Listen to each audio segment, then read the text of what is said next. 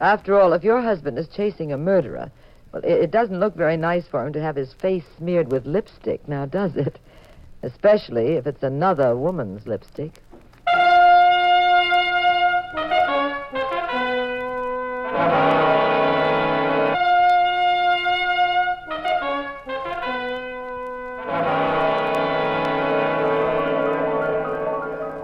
The National Broadcasting Company presents The Adventures of the Abbotts, starring Claudia Morgan and Les Damon as Pat and Jean Abbott, the nationally popular characters of detective fiction created by Francis Crane.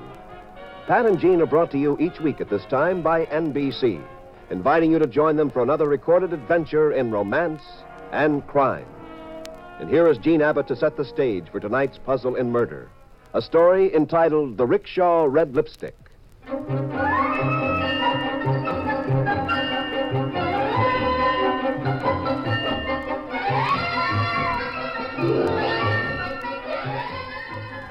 Very much against Pat's wishes, I went down to the San Francisco waterfront with him. Even though we live in the town, he usually forbids my going there. We went to a dilly of a place. It was a rough-and-tumble bar and cabaret for longshoremen. We'd gone there to look for an old friend of Pat's, Frank Svensson, a retired sea captain who owned the property.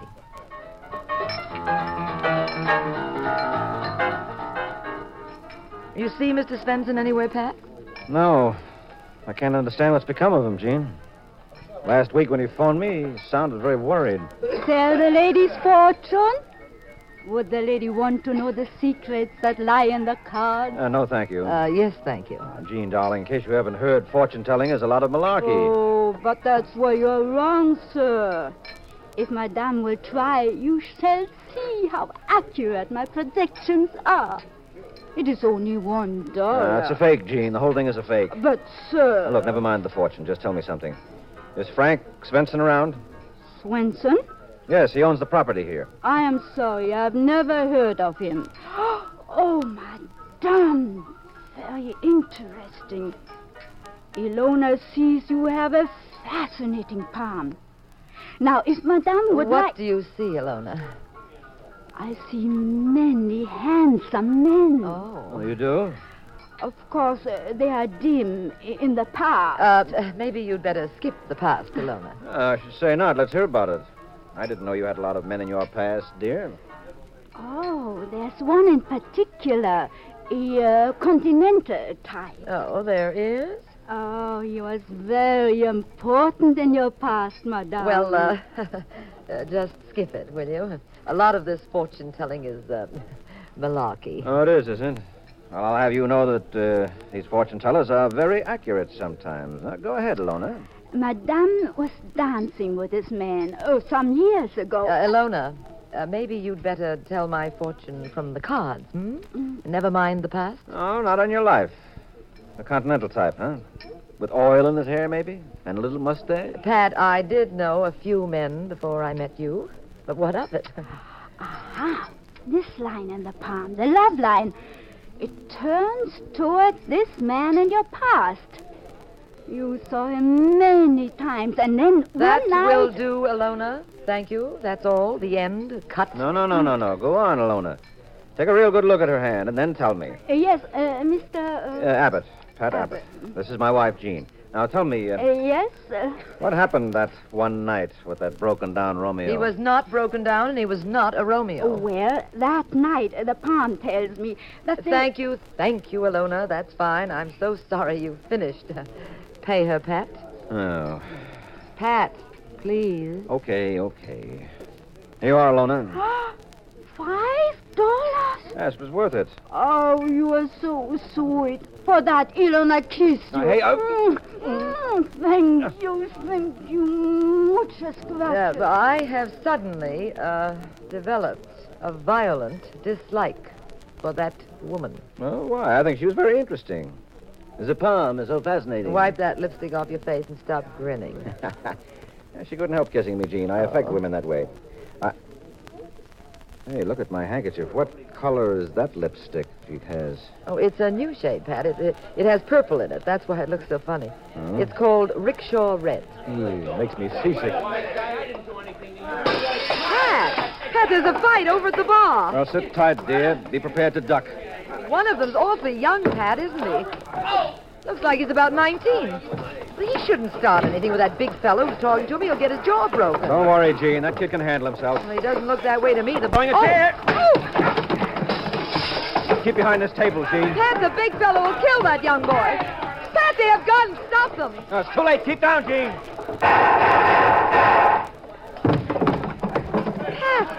Pat, the boy killed him. He shot the big fellow. Oh, no, he didn't. The kid had a gun, all right, but if you look at that big lug's body lying there in the sawdust, you'll see he didn't die of bullets. There's a knife in his back, Gene. While they were making fireworks with the gun, somebody in this place tossed a knife into that big boy on the floor. The boy, Pat, is coming over here. Please, help me. I gotta get out of here. Huh? They'll hold me for the cops. Look, I didn't kill him. Someone threw a knife. That's what killed him. I just aimed for his arm. You've got to believe me. All right. Come on. While this crowd's running around, maybe we can duck out the back door. It's this way. Please help me. Stay with me.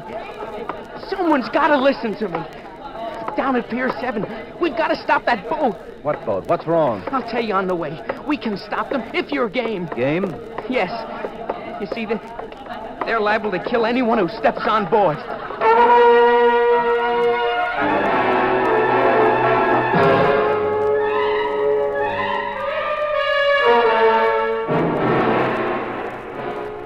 The young boy stood there in the smoky barroom with the crowd milling around.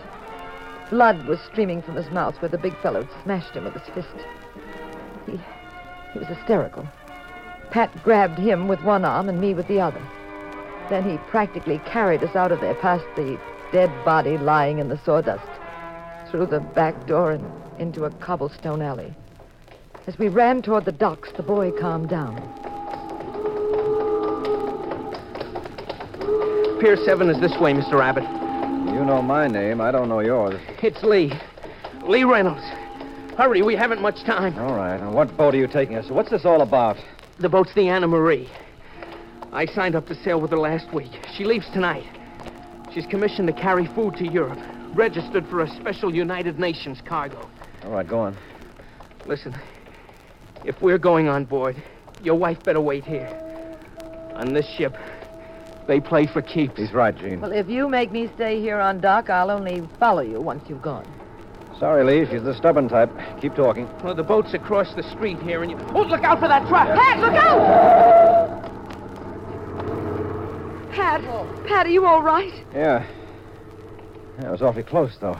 Oh, these dark streets. I'm surprised they don't have more accidents. That wasn't an accident. Huh? Somebody wants to keep us off that boat. What's on that ship? Well, I don't know exactly.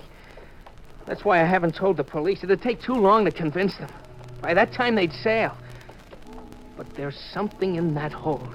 There must be something in the hold of that baby. Something very hot. From the minute I got on board, Mr. Abbott, everybody acted kind of screwy. The captain, the steward, everybody. And they won't let me go near the hold. By the way, who's the big fellow you got into the brawl with? He was in the crew. I told him that I knew it was a phony cargo of some kind. I threatened to talk. I'm no crook. Well, he blew his top.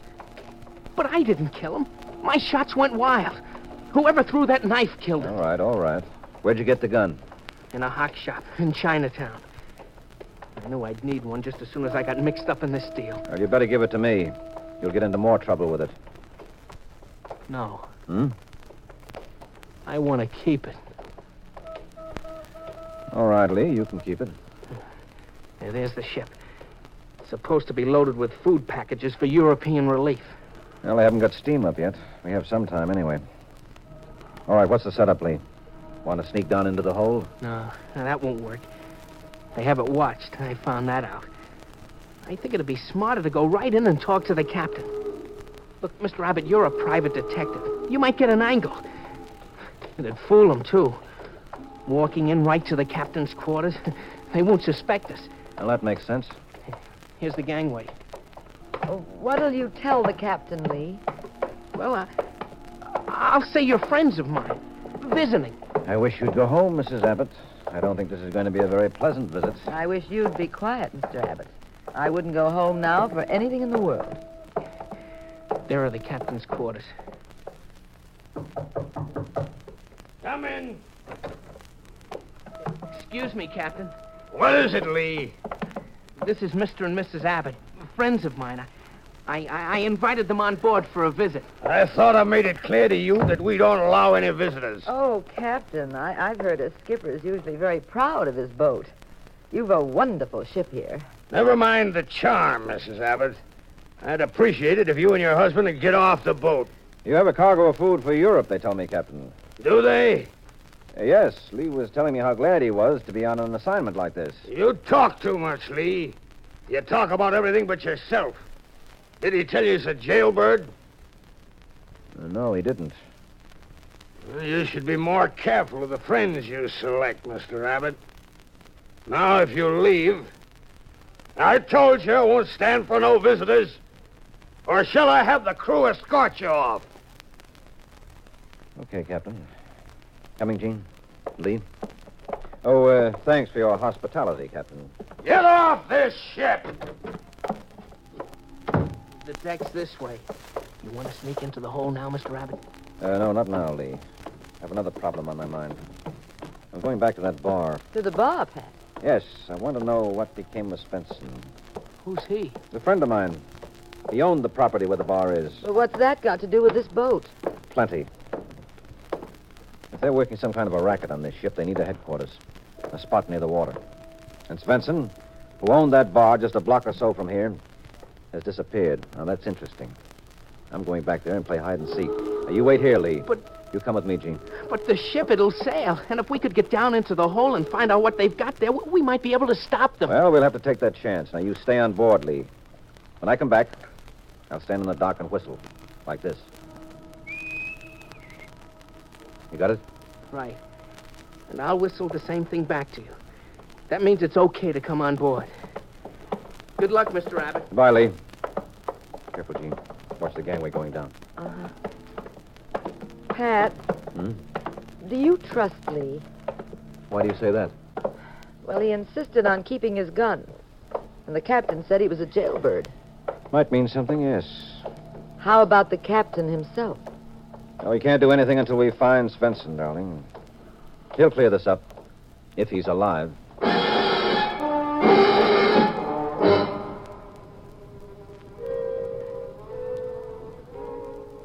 We sneaked back through the dark streets.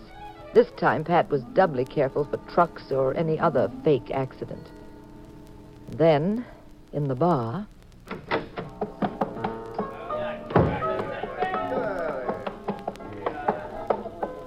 a waiter came over to us. All right, what do you have? Just a beer, thanks. Nothing for me. Okay, one beer. Just a minute, chum. Seen Frank Svensson around? I never heard of him. I'm anxious to know where Svensson is. It'd be worth a lot to me. Sorry, bud. Might be worth $10. No dice, pal. 20? Look, I got a bad memory. It takes plenty to get it working. All right, how's 50? Yeah, where is it? Right here. Now, where's Svensson? That I don't know. But I can tell you this. I went walking with Swenson the other night. Down by 23rd and Canal. It was very dark, and somebody walloped me over the head. Yeah. I didn't see who it was. I went out cold. When I come to, Swenson was gone. I ain't seen him since. And the new head waiter here told me to stop asking about him if I didn't want to get my head handed to me. Oh, thanks. Now, look, I'm telling you this because I like the guy, you understand? It ain't the door, no. I'm the sentimental type. Sure. There's one more question. Yeah? Where's the telephone? Yeah, by the front door. To the left, you see it? Okay. Well, who are you going to call, Pat?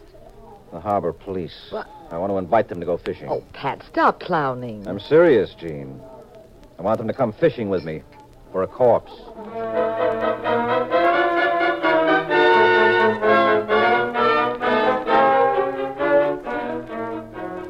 In just a moment, Act Two of tonight's mystery, The Rickshaw Red Lipstick.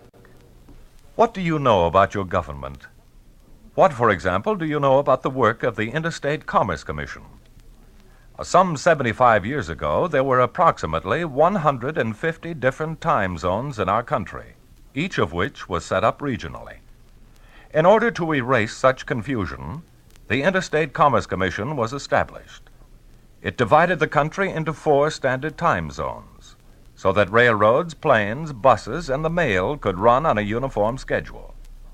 The Interstate Commerce Commission also makes rules and regulations for all forms of interstate transportation. It makes certain that railroads, truck lines, barges, and boats are operated safely, charge reasonable rates, and give dependable service. Yes, when it comes to the regulation of national time and the protection of national travel, the Interstate Commerce Commission is always at the service of the American people. That's how your government works. And now for Act Two of The Adventures of the Abbotts, the Rickshaw Red Lipstick.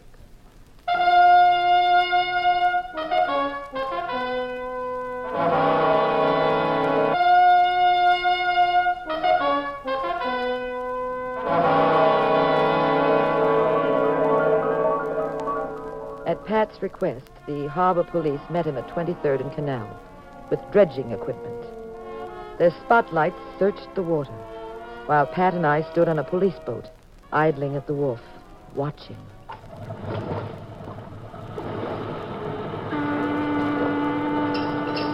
I hope my hunch was right. It's got to be right. They haven't found a thing, Pat. Well, they will, Gene. Just be patient. Well, that does it. There he is. That body in the net? That's Svensson, Gene. Not very presentable, is he? Oh, it's horrible. Well, after a dead body's been in the water for some time, it's not a pretty picture. Say, boys, could you put him down over here? I don't want to break up your routine. I just want to get a quick look at him. Oh.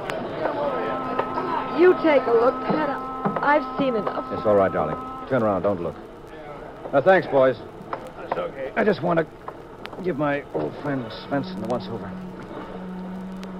Well, looks like he got the usual treatment. Somebody broke his neck, then put big rocks in his pockets and tossed him into the drink. Well, this is interesting, these papers. Tell me what you found, Pat. Oh, there are letters here, Gene, unsigned, telling Svensson he'd better sell his property or else. At least that's about all I can read. They're soaked. Now, come on, I've got another phone call to make. Who is it this time? Will you stop talking in riddles? I'm going to call the license bureau. I want to know who owns that bar now. Who took it over from Svensson? Gee, it's hot here, isn't it? Take my handkerchief, darling, and wipe your brow. No, thanks. I've got my own. That's better. Oh. Yes, Gene, I'm going to phone and ask who owns the bar. You got any theories about who it is? Lee or the captain? I think I know who it is, Gene. Thanks to the fact that it's very warm tonight.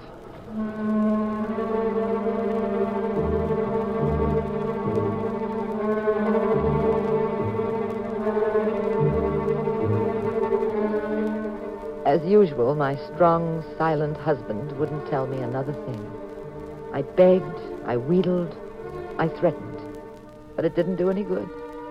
He wouldn't tell me why the warm weather gave him a tip about who was behind all this. The bureau told him the name of the owner of the bar over the telephone. Of course, he wouldn't tell me that either. He was in one of his reticent moods. Then we stole back to the dock, to Pier 7. It was pitch black.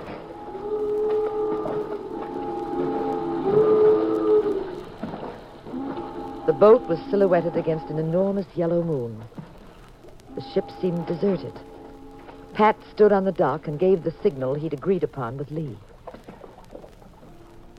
Well, here goes, Gene. I hope Lee is all right.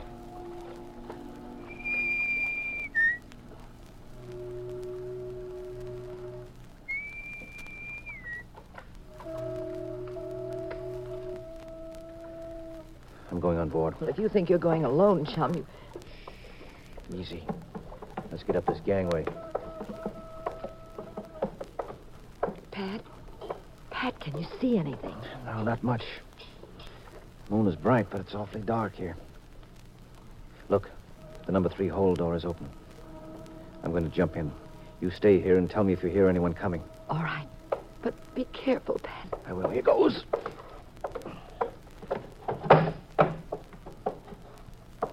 What's in there, Pat? Boxes. Food. Marked by the UN Relief Board. They all look like... Wait, I gotta light a match. I can see better. They're all boxes. Wait a minute, I'll open one. What's inside? Hey, Hurry, Pat, tell me. Tell me. this box had a red mark on the outside. Some of the others didn't. You know what's in the box? Darling, what? For goodness sake, stop stalling. Well, what's in that one? Fountain pens and lipstick. You get it, Jean? They're smuggling stuff into Europe, hidden under the food. Fountain pens, lipsticks. American cigarettes in this one. I have half the boxes in this hold are loaded this way. They could make a fortune in Europe. Do you know what this stuff is worth over there? They've got those color code marks on about every third box. The new customs wouldn't inspect every single one, especially if they had a UN stamp on them, which they probably faked. Come on, Pat. We'll get the harbor police of all the rackets. No, don't go, Jean. Well, why not? Because if we yell now, we'll never find out who is back of this. But, Pat, you can't just... Huh? Someone's coming. Can you see who it is? It's the captain. Good. I'm coming back on deck.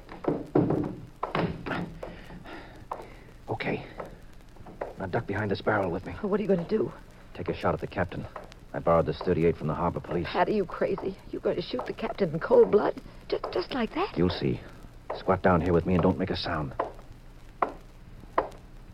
What's that, General? Here. Who's there? Who's there? He's gone, Pat. To the other end of the deck. It's fine. Now the next step. You missed, Pat. I'm ashamed of you. You wanted to wing him, didn't you? No. I wanted to miss. Can you see what he's doing now? Just his silhouette. He's gone into his cabin, I think. And that's just where I'm going. Captain and I are going to have a little chat, Jean, about murder.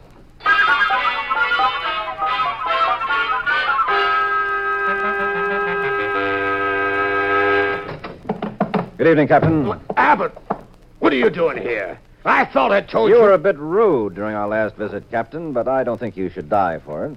Me? Die? Yes, we learned a lot about you, Captain, but you don't know much about me. I'm a private detective. As I came up the gangplank just now, I heard a pistol shot. Shall I tell you what it was? What do you know, Abbott? I know all about the little smuggling deal that's going on. I know that whoever the head of the ring is just took a shot at you. Ah, you're out of your mind. A member of your crew was killed tonight in a bar near this dock. Frank Svensson was killed, too, because he wouldn't sell the property where the bar is located. The head of this outfit, Captain, tossed a knife into that seaman and also did away with Svensson. Now you're next. Go on. You're next because the boss has decided to take all the dough and leave you out. Does that sound like I'm out of my mind? If it does, take a look at the sleeve of your coat where the bullet grazed it. They won't miss next time, Captain. We know a lot of odd stories, don't we? Now, you've got a chance to get off easy. Maybe turn state's evidence. Maybe get out of the rap for murder. You're in it now, Captain. You had knowledge of the crimes. You're an accomplice. How do I know you're on the level yourself? Don't you worry about me. Just take my advice. Get to the boss and straighten yourself out. If you don't get to the boss very fast, you're a dead duck. I told you the fireworks were just beginning, didn't I? All right. You wait here. I'll settle this, so help me, I'll settle it. If that dirty crook is trying to get rid of me, I'll... Where's he going, Pat? He's going to speak to the boss. My little trick worked. Oh? Come on, Jean, let's follow him. He's going up to the bridge, see? The boss must be up there. Easy now. Let him go up alone. In a second, you'll see who's been running this setup. Let him go up the stairs. That's it. Now, we wait here and listen. Well, if I stand on tiptoe, I can see who he's talking to. Go ahead, then. It's Alona, the fortune teller. Right, Pat. But how did you know? Shh. I'll tell you later. Just listen to them. Yes, you tried to bump me off just now, didn't you? You're standing here giving me the applesauce about how everything is great. Then when I walk away from you, you start taking pot shots at me, you rock. I did not shoot at you. Now shut up and get this boat out of here. They are waiting for the stuff in Lisbon. This boat ain't going anywhere. Not yet, it ain't. I'm no sucker. You think I'm going to turn my back again and give you another chance to get me out of the way? You got a habit of knocking people off, Alona. You threw Swenson into the river, didn't you? I got rid of Swenson because he was in my way. I like things to go smoothly, Captain. But since you have decided to shoot your mouth off, I am sorry... Put down that knife! Don't throw that knife! No! No! Sorry, I had to use this 38 to stop you, Alona. Abbott! I wasn't sure how good you were with a knife. You missed Lee at the bar tonight and killed that crewman by mistake. I wouldn't have minded especially if you'd hit the captain here, but you might have missed again and hit me or my wife. You know Jean, I believe. Oh, don't bother introducing us, Pat. We've Mr. met... Mr. Abbott. Yes, well, you can relax now, Lee. You seem to have cleared things up a bit. Where were you? Well, I got frightened waiting out there on deck. I went to look for you. I see. Now, let's go, Alona. You too, Captain. All right. Oh, Alona, I wanted to thank you Thank me? For what? for telling my wife's fortune. For telling me about that second-hand Charles Boyer she was in love with. He was not second-hand, and he was not like Charles Boyer. He took me driving a few times, and then one night... Oh, it's awfully hot tonight, isn't it?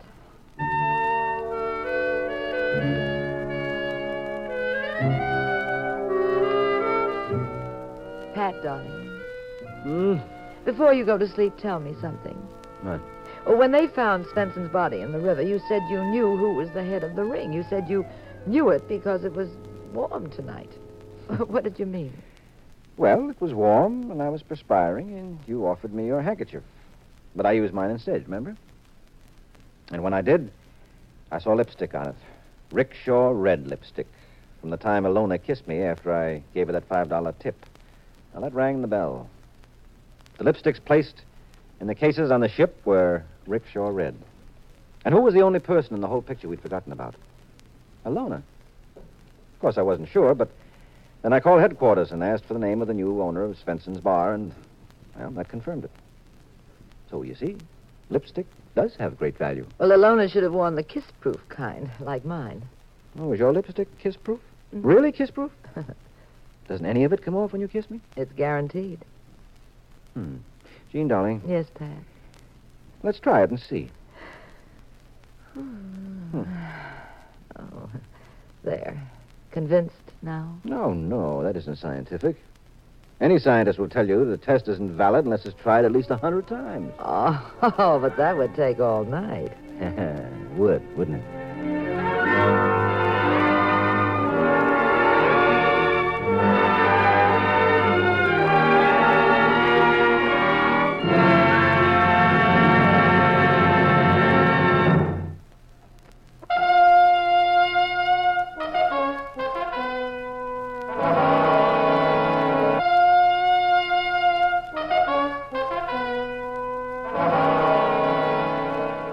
The National Broadcasting Company has presented The Adventures of the Abbotts, starring Claudia Morgan and Les Damon as those nationally popular personalities of detective fiction, Pat and Jean Abbott, created by Francis Crane. The cast included Everett Sloan, Lottie Stavisky, and Bob Hastings. The Adventures of the Abbotts was written by Howard Merrill. Original music composed and conducted by Dewey Bergman. Produced by Ted Lloyd and Bernard L. Schubert. Directed and recorded by Harry Frazee. Next week, same time, same station. Another exciting adventure in crime with Pat and Jean in The Adventures of the Abbotts. This is Wayne Howell speaking. This is the United States Armed Forces Radio and Television Service.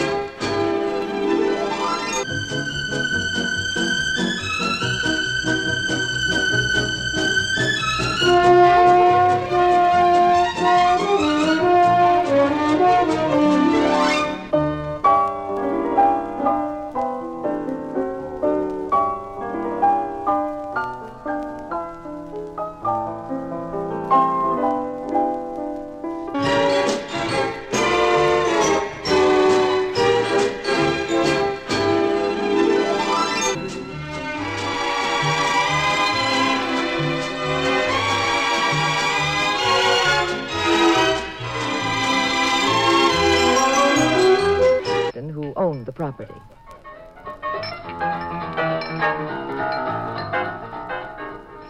You see Mr. Svensson anywhere, Pat? No. I can't understand what's become of him, Jean. Last week when he phoned me, he sounded very worried. Sell the lady's fortune? Would the lady want to know the secrets that lie in the card? No, thank you. Yes, thank you. Jean, darling, in case you haven't heard, fortune-telling is a lot of malarkey. Oh, but that's where you're wrong, sir. If Madame will try, you shall see how accurate my predictions are. It is only $1. It's a fake, Jean. The whole thing is a fake. But, sir... Look, never mind the fortune. Just tell me something. Is Frank Svensson around? Inviting you to join them for another recorded adventure in romance and crime. And here is Gene Abbott to set the stage for tonight's puzzle in murder. A story entitled The Rickshaw Red Lipstick.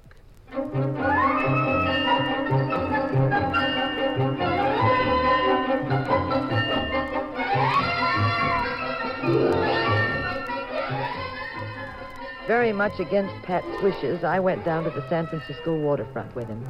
Even though we live in the town, he usually forbids my going there. We went to a dilly of a place. It was a rough and tumble bar and cabaret for longshoremen. We'd gone there to look for an old friend of Pat's, Frank Svensson, a retired sea captain. After all, if your husband is chasing a murderer, well, it doesn't look very nice for him to have his face smeared with lipstick, now does it? Especially if it's another woman's lipstick.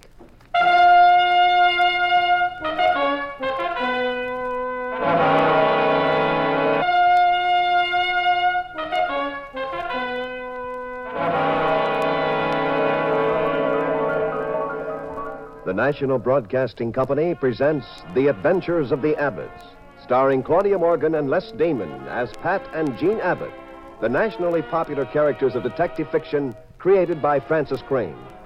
Pat and Jean are brought to you each week at this time by NBC. You're past, Madame. Well, just skip it, will you? A lot of this fortune-telling is malarkey. Oh, it is, isn't it?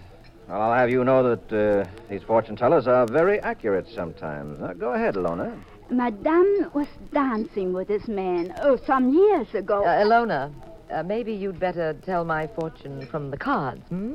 Never mind the past? Oh, not on your life. A continental type, huh? With oil in his hair, maybe? And a little mustache? Pat, I did know a few men before I met you. But what of it? Aha! This line in the palm, the love line. It turns toward this man in your past. Found? Svensson? Yes, he owns the property here. I am sorry, I've never heard of him. Oh, Madame.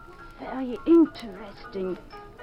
Ilona sees you have a fascinating palm. Now, if Madame would like... What do you see, Ilona? I see many handsome men. Oh, you do? Of course, they are dim in the past. Maybe you'd better skip the past, Ilona. I should say not. Let's hear about it. I didn't know you had a lot of men in your past, dear. Oh, there's one in particular. A continental type. Oh, there is? Oh, he was very important in